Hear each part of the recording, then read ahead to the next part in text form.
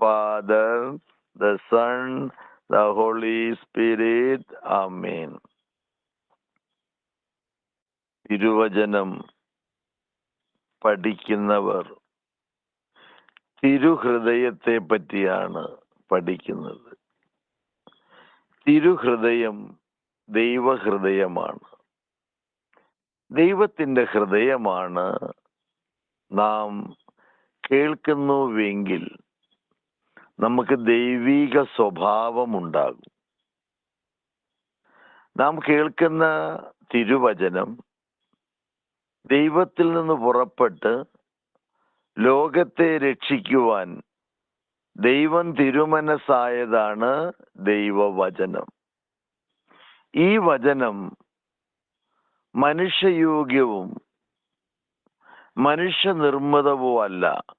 പ്രത്യുത ദൈവാത്മാവ് വഴി ദൈവം പ്രചോദനമായി നമുക്ക് പ്രിയപുത്രനെ നൽകി ലോകത്തെ രക്ഷിക്കുവാൻ ദൈവം അയച്ച വചനമാണ് ദൈവവചനം. Praise the Lord. അപ്പം ദൈവത്തിന്റെ വചനം ദൈവവചനം തന്നെയാണ്. ദൈവം ഈ ലോകവും സകലതും സൃഷ്ടിച്ചത് ദൈവവചനത്താൽ തന്നെയാണ്. അതുകൊണ്ട് ദൈവവചനം ലോകത്തെ വീണ്ടെടുക്കുന്നത് മനുഷ്യരാശിയുടെ രക്ഷയ്ക്കു വേണ്ടിയാണ്. മനുഷ്യനു വേണ്ടിയാണ് ദൈവം ഈ സകലതും സൃഷ്ടിച്ചിരിക്കുന്നത്. അപ്പം ദൈവത്തിന്റെ പദ്ധതികൾ വളരെ വലുതായിരുന്നു. മനുഷ്യൻ വളരെ ചെറുതാണ്. അവന്റെ പദ്ധതികളും വളരെയേറെ ചെറുതാണ്. എന്നാൽ ദൈവം ശക്തിയാണ്, പ്രകാശമാണ്, ആത്മാവാണ്. സത്യമായതുകൊണ്ട് പ്രപഞ്ചത്തിന്റെ മുഴുവനും നാഥനാണ്. പ്രപഞ്ച സത്യങ്ങളെല്ലാം അറിയുന്നത് ദൈവമാണ്. ആ സത്യം ദൈവത്തിൽ നിന്ന് പുറപ്പെട്ടതാണ് തിരുവചനം. ഈ വചനങ്ങൾ ദൈവികമാണ്. സ്വീകരിക്കുന്നവർ ദൈവ സ്വഭാവമുള്ളവരായിത്തീരുന്നു. നമ്മൾ മനുഷ്യരാണ് എന്ന് വിചാരിക്കുന്നത് നല്ലതാണ്. പക്ഷെ നാം ക്രിസ്തു വഴി ദൈവങ്ങളായി തീരേണ്ടതിനത്രേ ദൈവം യേശു ക്രിസ്തുവിനെ വചനമായി ലോകത്തിലേക്ക് അയച്ചത്. അത് നാം എല്ലാവരും സത്യത്താൽ വിശുദ്ധീകരിക്കപ്പെടാൻ. സത്യത്താൽ വിശുദ്ധീകരിക്കപ്പെടുമ്പോഴാണ് ഒരുവൻ ദൈവമകനും ദൈവമകളുമായി തീരുന്നത്. Price the Lord. അപ്പം ദൈവത്തിന്റെ വചനം ആത്മാവ് ഭോജനം. എന്താണ് ഈ ആത്മീയ ഭോജനം? ദൈവത്തിന്റെ വചനമാണ് നമ്മുടെ ആത്മാവിൽ ഭോജനമാകുന്നത്. ഭോജനം എന്ന് പറഞ്ഞാൽ ഫുഡല്ല. നാം ഭോജനം എന്ന് പറയുമ്പോൾ അത് ഫുഡിന്റെ രീതിയിലാണ് ചിന്തിക്കുന്നത്. പക്ഷെ ഭോജനം എന്ന് പറഞ്ഞാൽ ദൈവരാജ്യം അറിയുക എന്നതാണ് വിശുദ്ധ വചനത്തിൽ. ദൈവത്തെ ആത്മാവ് അറിയുന്നതാണ് ദൈവത്തിന്റെ ഭോജനം. അപ്പം ദൈവത്തിന്റെ ഭോജനമായ ദൈവവചനം നമ്മുടെ ആത്മാവിൽ ദൈവാത്മാവ് വഴി നൽകുന്ന ജ്ഞാനമാണ്. ഈ ജ്ഞാനമാണ് പരിശുദ്ധ ആത്മാവ്, ജീവന്റെ വചനം നൽകുന്ന പരിശുദ്ധ ആത്മാവ്.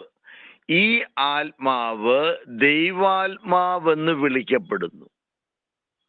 അപ്പം ദൈവാത്മാവെന്ന് വിളിക്കപ്പെടുന്ന പരിശുദ്ധാത്മാവിനെ നമ്മുടെ ആത്മാവിന്റെ ഭോജനമാക്കുകയാണ്.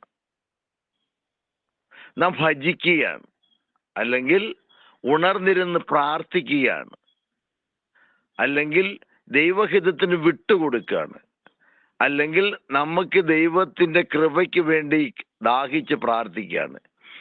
ഇങ്ങനെ ഈ ഭോജനം യേശുവിൻ്റെ ശരീരരക്തമാണ്. യേശുവിൻ്റെ ശരീരം വചനമാണ്, യേശുവിൻ്റെ രക്തവും ഭോജനമായ വചനം തന്നെയാണ്. അപ്പം വചനം ഭക്ഷിക്കുന്നത് ആത്മാവാണ്. നമ്മുടെ ആത്മാവാണ് ദൈവവചനം സ്വീകരിക്കുന്നെങ്കിൽ നാം ക്രിസ്തുവിനെയാണ് ഭോജിക്കുന്നത്, ക്രിസ്തുവിനെയാണ് ഗ്രഹിക്കുന്നത്, ക്രിസ്തുവിലാണ് ജീവിക്കുന്നത്, ക്രിസ്തുവിലാണ് രക്ഷ പ്രാപിക്കുന്നത്, ക്രിസ്തുവിലാണ് ദൈവവചനം. Praise the Lord.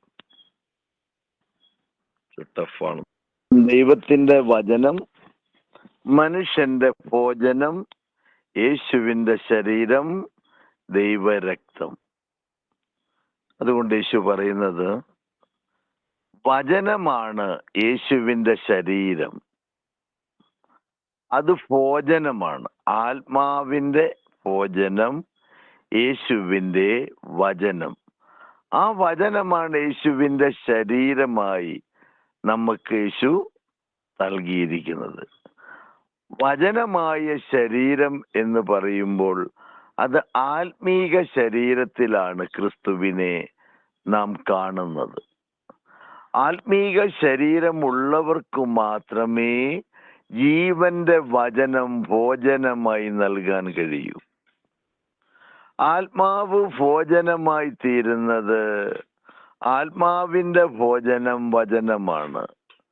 അതുകൊണ്ട് യേശു തന്റെ ശരീരം തന്റെ ശിഷ്യന്മാർക്ക് നൽകിക്കൊണ്ട് പറയുകയാണ്, എന്റെ ശരീരം ഭക്ഷിക്കുകയും എന്റെ രക്തം പാനം ചെയ്യുകയും ചെയ്യുന്നവൻ എന്നിലും ഞാൻ അവനിലും വസിക്കും. അവസാന ദിവസം ഞാൻ അവനെ ഉയർപ്പിക്കും. അവന് ശിക്ഷാവധി ഉണ്ടാകുകയില്ല, പ്രത്യുത അവൻ ജീവനിൽ പ്രവേശിച്ചു. അപ്പൊ യേശുവിന്റെ ശരീരരക്തമാകുന്ന ഭോജനം നാം യഥാർത്ഥ പാനീയവും യഥാർത്ഥ ഭക്ഷണവുമായി ആത്മാവിന് നൽകിയാൽ നമ്മുടെ ആത്മാവ് ക്രിസ്തുവിൽ ഒന്നായി ചേരുകയാണ്. അത് യേശു പറഞ്ഞത്, ഞാൻ പിതാവിലും പിതാവ് എന്നിലുമായിരിക്കുന്ന പോലെ നിങ്ങൾ എന്നിലും ഞാൻ നിങ്ങളിലുമായിരിക്കുവാനാണ് ലോകത്തിലേക്ക് വന്നത്. അത് നിങ്ങൾ സത്യത്താൽ വിശുദ്ധീകരിക്കപ്പെടാൻ.